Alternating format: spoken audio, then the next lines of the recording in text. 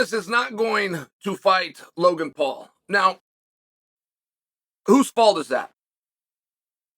Whose fault is that? And let's start at the very beginning. Dillon puts out a tweet that says, I'm not into this. I'm over it. Peace. So everybody, of course, assumes that means he's talking about the fight, that he's over it, and he's done. Let's say that Dillon Danis isn't going to fight Logan. Why would that be? I mean, whose fault would that be? If Dillon is able-bodied, if he's healthy, doesn't even claim to not be, and says, I'm not going to go through with that fight, whose fault would that be? It is an amazing situation to put a lawsuit against your opponent. I mean, it's just an incredible situation. You guys have heard of slander. Yes, of course. You've heard of slander. And you've heard of you being somebody, if you say something that isn't true about me, if you defame me, I'll sue you. I'll sue you for slander. You've heard that as an expression. Possibly you've said it to somebody. Possibly you've had it said to you. You have never actually sued somebody for defamation. You've never actually been sued for defamation. As a matter of fact, if you're sitting there to think about it, you don't know of anybody that has. You've heard it. You feel that it's a thing. But you couldn't actually say, well, you know what? My neighbor did that 5 years ago. My classmate's mom. No, you don't actually have an example. And do you want to know where it's worse? The worst slander, the biggest lies that you'll ever hear, and I mean lies, where somebody is intending to do damage to somebody by stating things that they know are not true. The biggest lies are amongst politicians against opponents. Did you know there's a law where your political opponent, it's official through the Secretary of State, you're both on the ballot. Once you get to that point, you are not capable of committing slander against your opponent. Did you know that?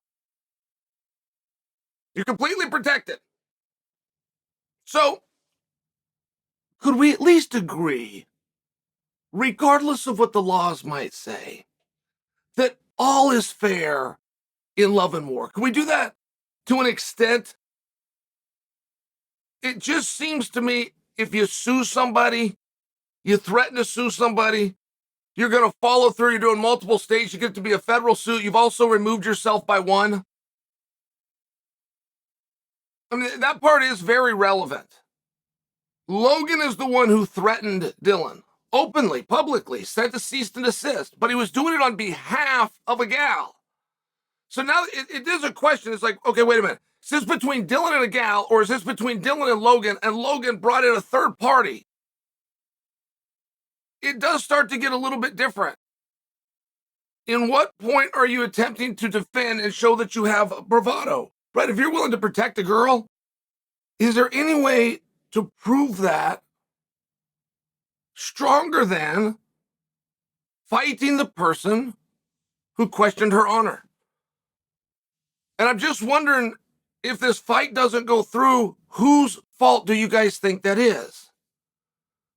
When you're in the position of Logan, you're going to be paid very handsomely, but you're also in on the business. You get what's called back-end money. And this was revealed to us. Now, we expected it anyway, but it was revealed to us. And in the process of this being revealed to us, it was revealed by none other than Jake, his brother. Jake also revealed that Dillon does not get back-end money. Now, that's also not a surprise. Everything that we hear there sounds right. But imagine if you're in Dillon's position, everything that you're doing to drum up attention for a fight that you already have for a person is an already set amount. Anything you do that then brings attention to that fight, you're doing because you're a good guy. You're not incentivized to do it. They weren't expecting you to do it. You're not the main event, which is openly our way of saying we're not counting on you to move the needle. We have other guys for that, known as the main event. So then when you step into action, you start doing that. The very person who is suing you is the one that's going to benefit. And there's a very big deal, guys. This entire sport, all the things that you think that you love about it. Some of you love the drama. Some of you love the techniques and the nuances. Some of you love the grit and the determination. All the things that you think that you love, right? And I got to word it that way because there's no one worse to share an opinion of what they like than the critic themselves. The thing that you like is that you have a conflict and you have conflict resolution. The psychology that goes into watching a combat sport is the exact same psychology if you were to turn on Judge Judy or the People's Court back when I was a young man with the great late Judge Wapner. You will have a conflict and you will then have a resolution to that conflict. That is getting removed from us in this boxing match. If Dillon and Logan are to go and box, when that match is over, we don't have resolution. We just have a court date somewhere else to discuss photos that are going around the internet that were not bought by Dillon, procured or produced or taken by Dillon. They were copy and pasted off the internet. Perhaps there's a crime in there. A lot of laws out there. All right, there's a lot of laws out there. It's not as though anybody knows them all. Perhaps there's a crime in that. But if that fight got canceled because of the stresses and or the nuisance involved with having to deal with these court cases, if Dillon was to go, hey, look, remove all that stuff, drop it, let it go. You're telling me you want me to stop doing this? Well, let me tell you something back. The moment we get out of the ring, it stops.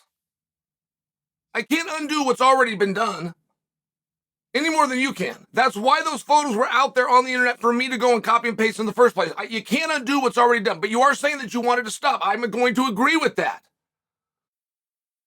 There will be a stop date, and it's coming soon, but it's not right now. And I'm just wondering, in your perspective, who do you think